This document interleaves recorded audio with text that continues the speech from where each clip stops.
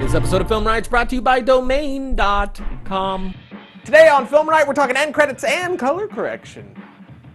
How you like that? How you like them apples? I don't like apples. Apples Bananas. and peaches.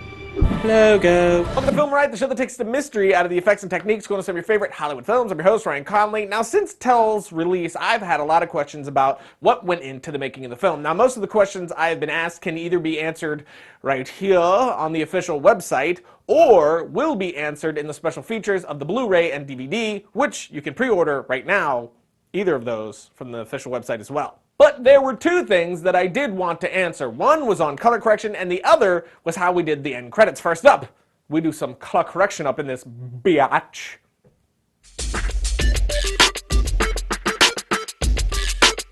Now, most people say color correction when they really mean color grading. What's the difference? Well, it's a big old diff. Color grading, or oftentimes called secondary color correction, is the stylistic look you put to your image. It is where you dial in that look for your film. For grading, I use magic bullet looks, but today I'm going to show you basic color correction, and next week we'll get into some basic grading. So, let's take these two clips. First off, as you can see, I am now in Adobe Premiere CS6, which so far is as advertised. I'm pretty surprised how much faster and responsive this is than 5.5. I'm getting acquainted with it now, so I'm sure I'll do an episode with my thoughts pretty soon. Anywho, as you can see, this shot here is completely uncolor corrected, and you can already see that I lit these scenes to get as much of my look in camera as possible, which is always the best practice in my opinion. Now, if we move to the next shot, you see that the two are not balanced well together at all. This shot of the door is a lot brighter, so I will throw on Colorista 2, which you can get from Red Giant. You can also just use levels, but I prefer Colorista. I like its controls far, far more. So first thing I will do is go into primary and pull the exposure down. About minus 0.70 should do it. Then I'll drop the density to about 0.30 and then move to master. In my RGB curves, I'll take shadow up to about 20, then mid to about minus 0.40, and highs to about minus 0.60. I'm doing this to try to level it off a bit. Since the light was too hot, the contrast in the shot is just way too much, so I'm trying to get that hot spot up here down a bit and make it a lot softer. Now, we are pretty close, but there seems to be a touch more red in this shot with Todd, so I'll twirl open red curves and take the mids to about 0.10, and that should be enough. Now I'll desaturate both of these shots a bit, and there we go, nicely balanced. Now, before I show you the next thing, if you have not seen Tell yet, please stop watching right now. Go watch Tell, then finish this episode, because I'm about to ruin one of the best parts in the film. So again, if you have not seen it, major spoiler about to happen, so stop watching. I'll wait and make sure that you have time to get out in case like the thing is like, oh my gosh, the Explorer won't shut, don't say it. So just give it another. And I think they're gone. The next thing I wanted to show you isn't color correction, but it is something I had to do before grading to save one of the biggest jump scenes in the film, which is this bad boy.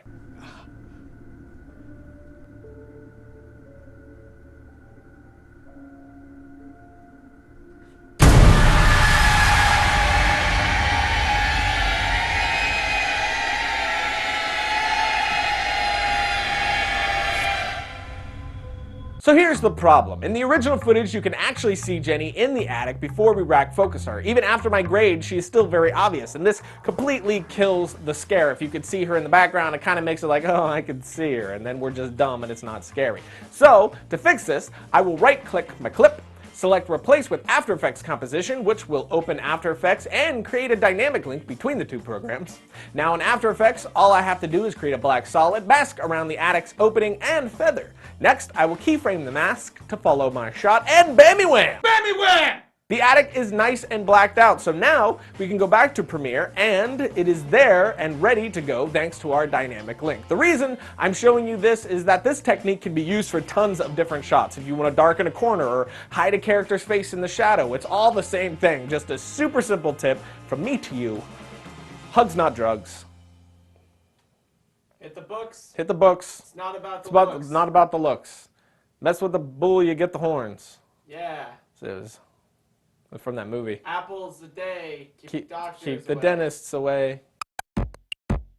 So if you're setting up a website, blog, portfolio, you want to showcase your short film like I just did, you're going to want to use Domaincom. And this is no BS. I know you guys have heard it a lot from me before, but I'm an actual Domaincom customer. I just got my website for doyoufeelguilty.com for Tell through Domaincom, and I gotta say it's head and shoulders better than any company I've ever used before. It's so much less convoluted. It's so much more easy to navigate and control. You can also blog, create a website, showcase your portfolio, make money. Even their email, I think, is better than pretty much anything else out there. The guys at Domain.com love you, and they want to give you 15% off your domain name, as we talked many times before, by using the coupon code FilmRiot when you're checking out at Domain.com. So don't forget, use the coupon code FilmRiot, and when you think domain names, think Domain.com. Logo. Another question that has been asked a lot was about the end credits, which is not surprising. Professional looking end credits can be a bit tricky, I think. I mean, for some of you, you guys make it look simple.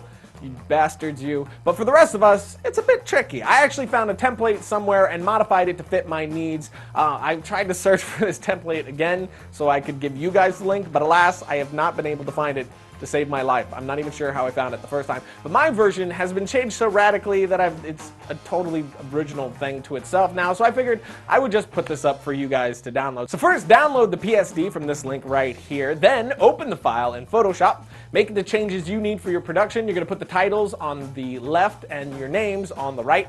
Once you're done, save the file, and now you're gonna open up After Effects. Import the PSD file, create a new comp. For me, this was 1920 by 1080. Some of you might be doing 1280 by 720. Now drag in your PSD comp file into the comp you created, and then move it all the way down until it's out of the frame like this.